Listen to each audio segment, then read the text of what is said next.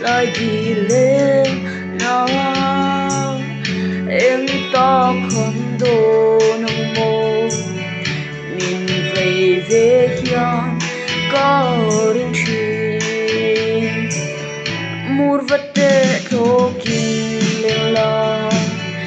rồi mây dịu riêng có ra trái lại đi lên naruso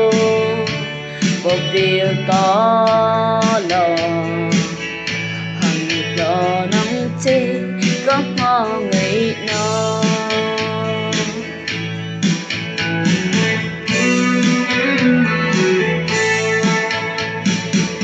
xin khua la lung lại đi lệ chu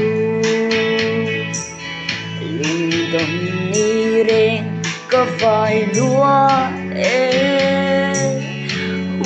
tôi để gần tình có đồn chi nó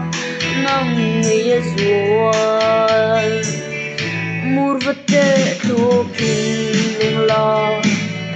rồi mê gì riêng có ra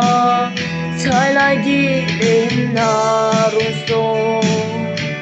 và biết ta là hẳn là nắng chê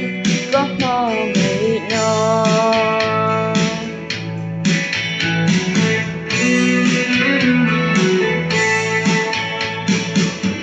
có ra là em biết thu hương nó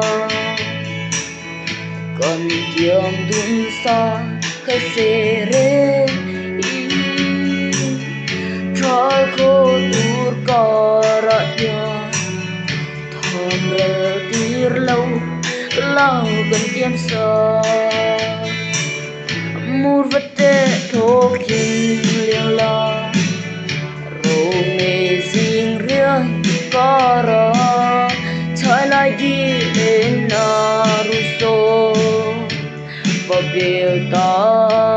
là hằng là nắng trên các